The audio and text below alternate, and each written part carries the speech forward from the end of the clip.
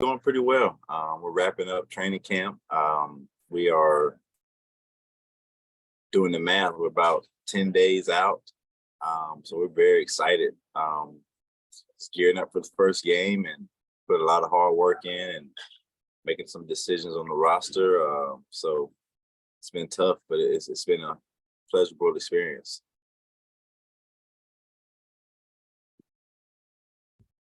All right.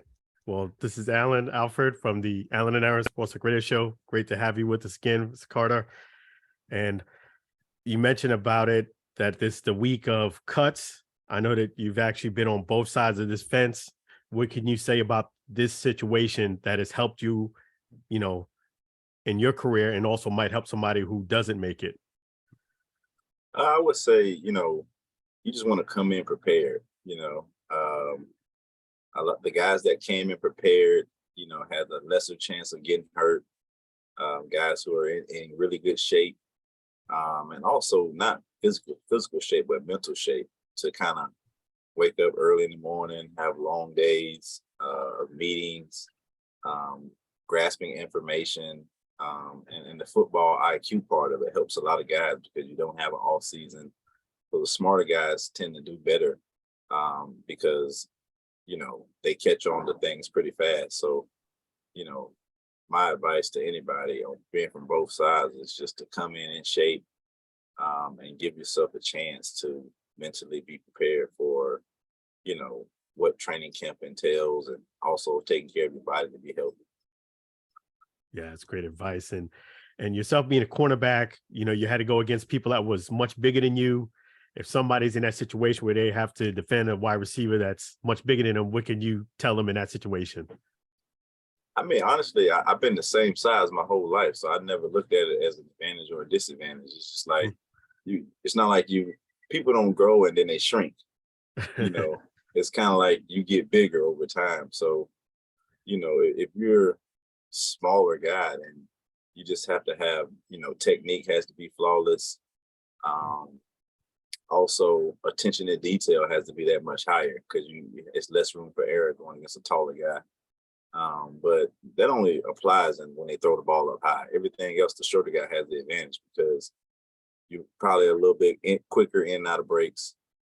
You're probably, far as pad level, a little bit lower. The only time that really comes into play is when you just throw the ball up. Yeah, being that you familiar with that position, cornerback, really well, when do you say to yourself, maybe I should make a play to intercept it or just knock it down?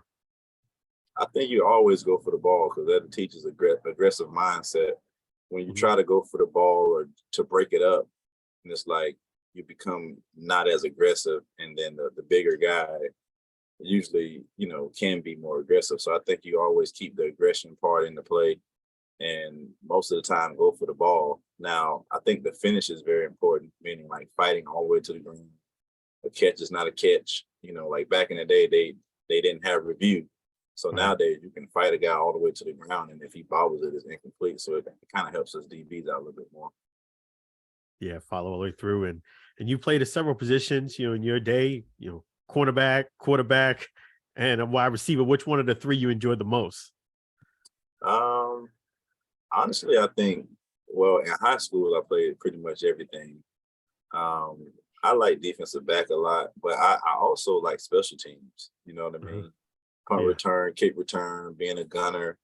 Just the more value you can have, the more complete player you are, especially in professional level. You can't just look at it like I play offense or defense. You have to have some value on special teams. I think that's what a lot of guys in this league lack. They do all this training for offense or defense, but as we're going through the roster, it's like the guys who stick out on special teams a lot have a better or more of a role on the roster. Hey, Tony, can you talk a little bit about on this defensive side of things? Who have you say it again? I couldn't hear you. I'm sorry. Who have you seen that has stepped up as a leader on the RFU? I would say some of the linebackers. Terrence Plummer is one of the guys. In the secondary, Matt Elam's doing a very good job. He's a veteran player. We can count on him as far as they know what to do. You can tell them one time and they kind of like get it. But overall, I think a lot of guys are gelling together. We hadn't been in a fight yet, meaning against another team, or we hadn't been in a dog fight to figure out who that leader actually is. But just as far as what I can see now, those are two names that I would say guys who are, guys follow and they lead by example.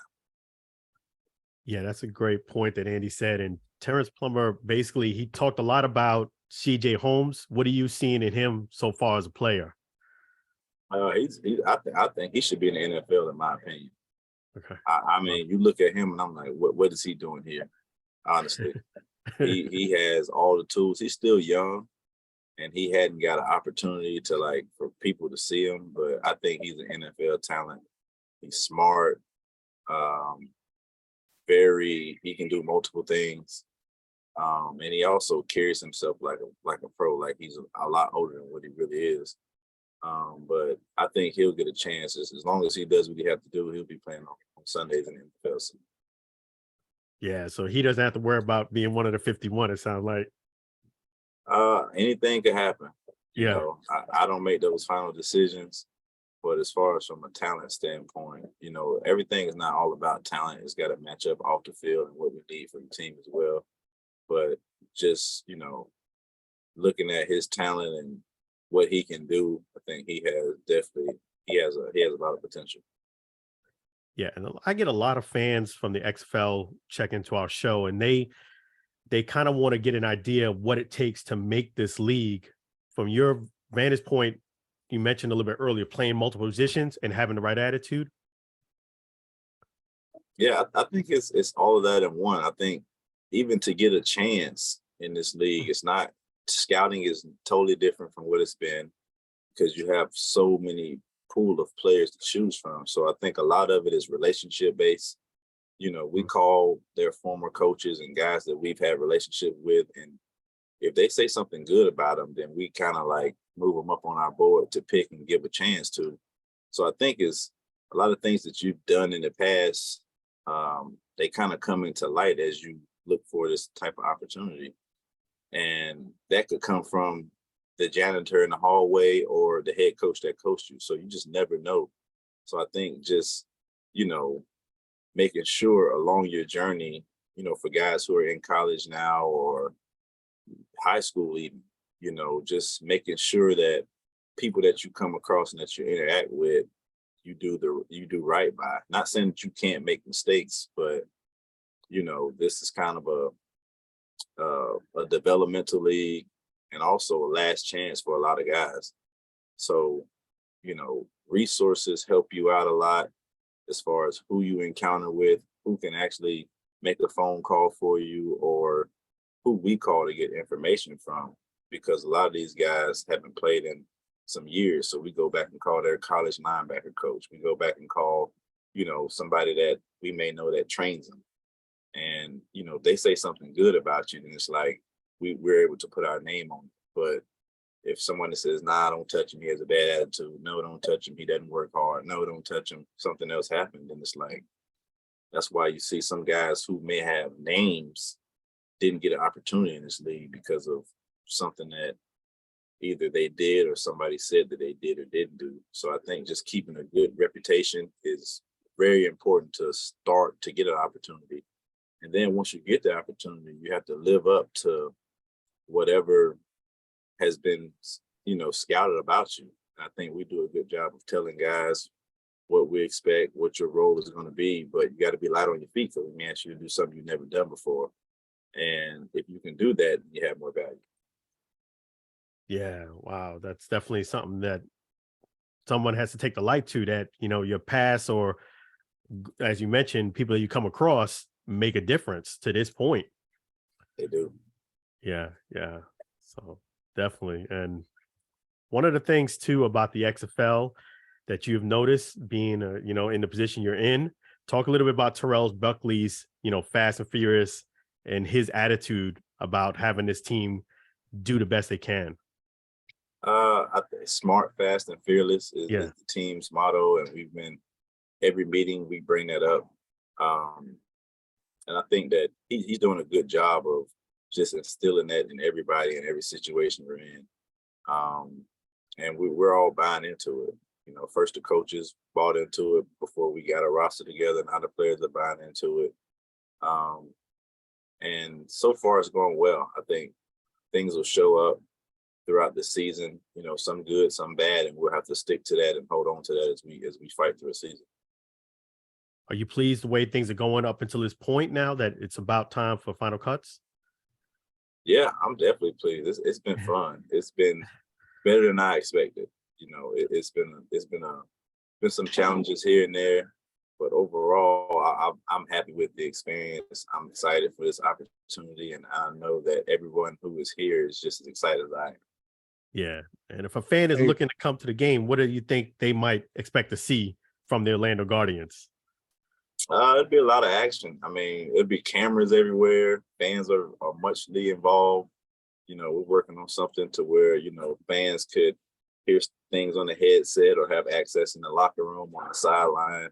So I'm excited. You know, I wish I was a fan coming to a game like this, because it's more personable than a lot of other football games that we watch on TV or that we are at the game. So I think it'll give the city of Orlando something outside of, you know, the theme parks to be excited about.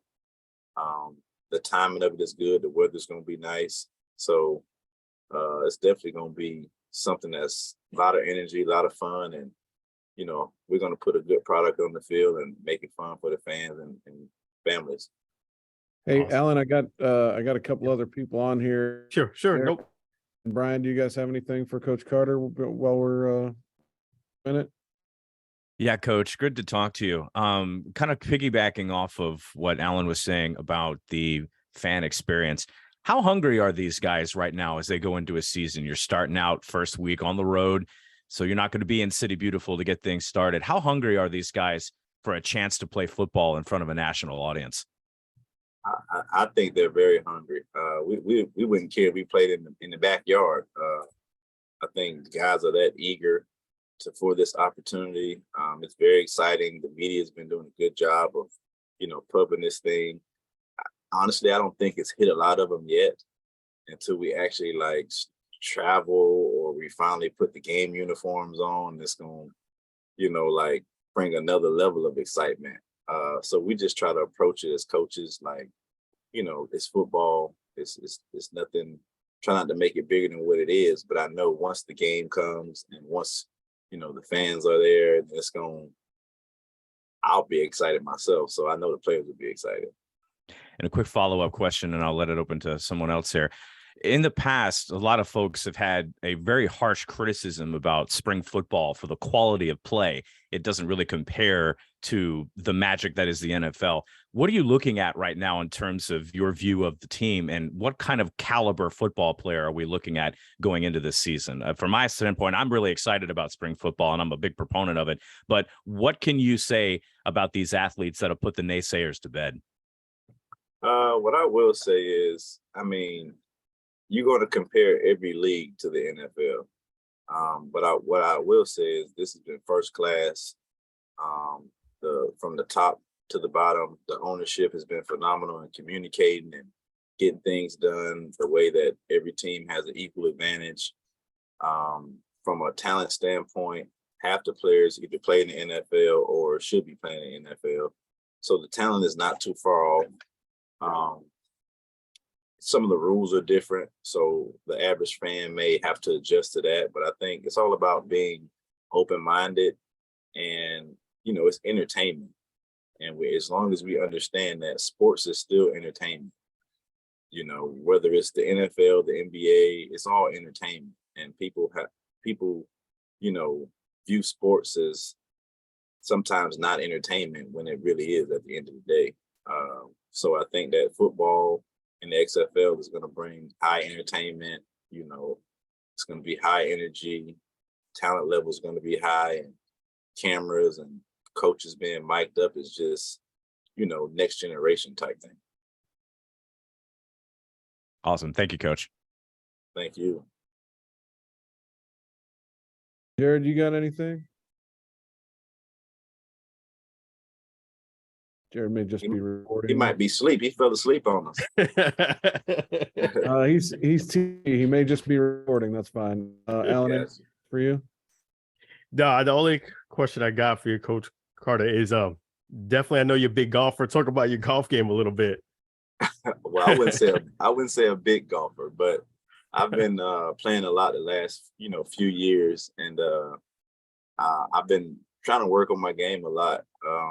I just peaked in the 70s recently. Wow.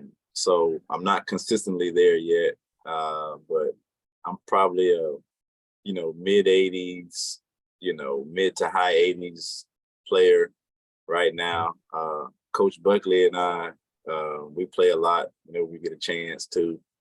Also Coach Thomas and Coach Ford.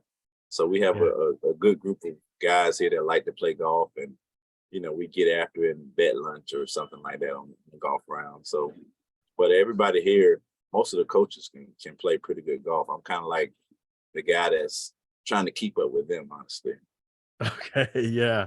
I saw some of the pictures about you guys. So that's good that you guys have that healthy competition off the field. Yes. And one thing about it is, we try to keep a balance in social life and also coaching, because, this thing could be a grind, and Coach Buckley does a good job of making sure that we're human before coaches. So that's awesome. Well, definitely best wishes to you. Season starting up, and definitely I know you'll get through the 10th, which is the final cut day. So best wishes to that as well. Thank you, guys. You're welcome. Hi, You're Tony. welcome, Coach. Thank you.